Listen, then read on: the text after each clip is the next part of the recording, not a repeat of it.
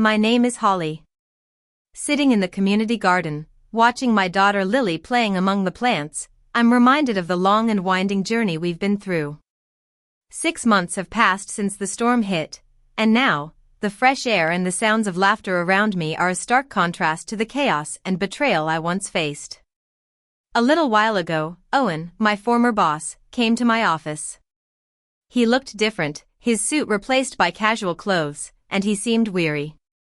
He'd signed a settlement agreement the day before, with significant financial penalties, and the company we'd worked so hard to build was being dissolved.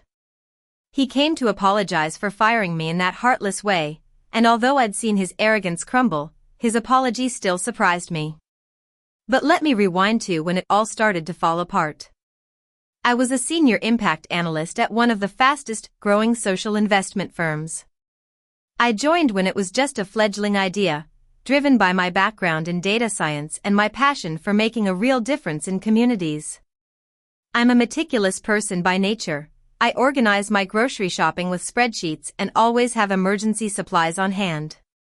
Being a single mother to Lily, who has severe allergies, only made me more cautious.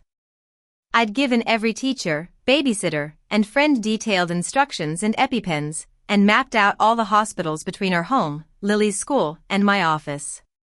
One fateful day, I was putting the final touches on an investment presentation I'd spent months preparing. Lily's school called to say she'd accidentally eaten something with peanuts at lunch. When I rushed to grab my keys, my boss, Owen, blocked my way. "You can't leave." "Not today," he said, his voice tight with barely contained anger. "My daughter is having an allergic reaction," I replied firmly, trying to move past him. He stepped into my path once again. "This presentation can't be rescheduled. You know how hard we've worked to get these investors in one room." I was desperate. "I'll call from the ambulance." "Someone else can present the slides," I pleaded. His expression changed, turning cold and calculating. "Fine. Go." Little did I know, he'd already decided I was expendable. As I rushed to the hospital in the ambulance, a text message on my phone screen read, "Effective immediately, your employment is terminated." I held Lily's cold hand tightly as she struggled for breath. I couldn't cry, I had to be strong for her. The paramedic was explaining treatment protocols, but his words were a blur as I stared at those 7 cruel words. 6 years of hard work, being the first one in the office and the last one to leave, missing Lily's bedtimes and countless mommy has to work conversations, all ended with a text while my child fought for her life beside me. The night before my termination, I'd noticed something off in our presentation materials. The impact reports showed impossible results, communities supposedly transformed by programs that were still in the planning phase, and success metrics for initiatives that hadn't even launched. I assumed it was a timeline mistake, but I was wrong. In the hospital, I focused all my attention on Lily. The first night, I sat in a chair, watching her breathing stabilize as the medications reduced the swelling. By morning, I got an email asking for the immediate return of company property, with no severance and only an explanation of termination for insubordination. On the second day, while Lily colored in her hospital gown, my mind cleared. I realized that those impact reports weren't just overly optimistic projections, they were fabrications. The company had been selling complete fiction to idealistic investors who thought they were changing the world. On the third day, as the doctors were preparing Lily's discharge papers, my phone started buzzing with calls from unknown numbers. I finally answered one. "Are you the creator of the community impact model?" An unfamiliar voice asked. "Yes," I replied warily. "I represent the social impact investors. We visited the communities you mentioned in your reports yesterday, and there are some concerning issues." My heart skipped a beat.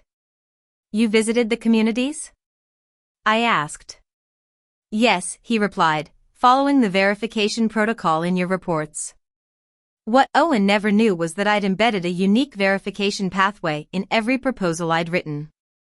Each claimed impact included an invitation for investors to visit specific locations and talk to named community contacts.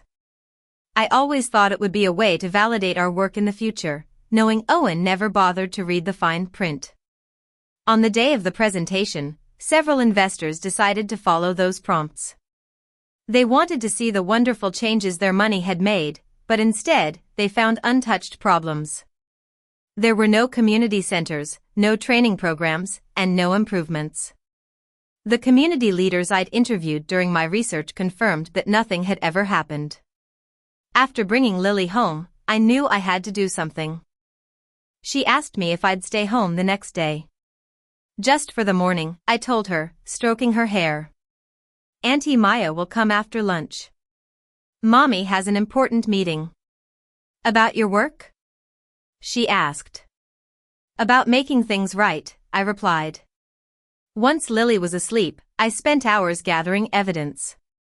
I collected dates, notes, and meeting records where I'd raised concerns about reporting accuracy. I also found original research showing the real community conditions versus the reported successes. The next morning, I met with 3 important investors at a cafe. MS. Harper from Summit Investments, Mr. Ethan from Community Growth Fund, and MS. Violet from Philanthropic Partners. They were direct. We visited the neighborhoods your company claimed to have improved, and we found nothing, Miss. Harper said flatly. Mr. Ethan asked if I was aware of the falsified data. No, I said firmly. I designed an honest evaluation system, but someone tampered with my findings. They told me that their investment group represented about 40% of the $40 million the company had secured, and they'd already contacted the other major funders. They wanted me to be an equal partner in a new initiative to work directly with the communities, bypassing the corporate structure. Why me? I asked. Because you built verification methods into your work, which shows integrity, and the community leaders trust you, MS. Violet explained. For the first time since the ambulance ride, I felt a glimmer of hope. But Owen wasn't going to let this go easily. He started a counter-offensive. He spread rumors that I'd stolen proprietary information and sabotaged the presentation. He sent me a cease and desist letter, claiming my community work violated non-compete clauses. He also warned all the community partners that working with me would jeopardize their future funding and painted me as vengeful and unstable to other investment groups. One day, I went home feeling defeated. Lily noticed my sadness and asked me why. I decided to be honest with her. Sometimes, when people do bad things, they try to make others look bad so no one notices their own wrongdoings, I said. She thought for a moment and said, like when Tommy broke the classroom window but blamed me? Exactly, I said, kissing her forehead. But sometimes grown-ups forget to look for the truth. That night, I got a text from Miss Harper saying to turn on the news. It was covering a major social investment firm under investigation for investor fraud. I recognized Owen standing beside his car, avoiding reporters' questions. The next morning, more investors called me to discuss the concerns about the firm's community impact reporting. Then, Owen sent me a text about Lily's future. It was a thinly veiled threat. I showed the message to my friend, an employment attorney named Lucy. She advised me to document everything, as it was crossing into potential harassment. A few days later, Miss Violet called in a panic. They've created a new community initiative called Project Lily. It's exactly what we've been working on, and they're using your daughter's name, she said. I was furious. They'd not only stolen our framework but also used something so personal. We had an emergency meeting with the investor partners. Mr. Ethan suggested we fight it legally, but Ms. Harper said it would take years, and the communities needed help now. Ms. Violet proposed going public with the story, but I shook my head. I didn't want the communities to become collateral damage. When I saw the Project Lily proposal, I noticed something remarkable. Owen had copied our framework, but he'd also copied my verification protocols. And he'd promised impossible outcomes in a short time: 50% employment increases in 3 months and housing solutions for 200 families by the end of the quarter. I decided not to compete with Project Lily. Instead, I wanted to ensure the communities received real help from us. We'd work quietly with the local leaders, without any corporate branding. "This isn't revenge, it's redemption, Mr. Ethan said. I agreed, and we planned to document everything to hold Owen accountable. Just then, I got a school alert saying Lily's class was being sent home due to a power outage. I rushed to pick her up. On the way, Owen's text about Lily's future was still fresh in my mind, but my fear had turned into determination. I wouldn't let him turn Lily's name into a corporate tool for failure. When I picked Lily up from school, she showed me a drawing she'd made in art class. It was of us at a community garden, where I was helping people grow food. Hugging her, I realized that true success was about showing her that making a difference was always possible. 3 days later, I was sitting in Ms. Harper's office, listening to Owen's voice on the speakerphone during a major investor call. He was trying to launch Project Lily, claiming it was the culmination of years of planning. An investor I didn't recognize asked if the community partnerships were established. "Absolutely," Owen replied confidently. But then, Mr. Leo, the chairperson of the Regional Development Council, spoke up. He'd spent the morning in one of the targeted neighborhoods, and the community leader said Owen's company had only contacted him a few days ago. It all unraveled from there. Mr. Leo also said that there were concerns about Owen's previous reporting and that the council was suspending consideration of all funding requests from the firm pending an audit. Other investors joined in, and within 15 minutes, Owen's funding streams dried up. After the call, Owen tried to reach out to me. He offered to reinstate my position with a promotion and compensation if I helped him salvage his reputation. But I knew it wasn't about recognizing my work, it was about his own interests. I refused, telling him I was teaching Lily that integrity mattered more than anything. A little later, Mr.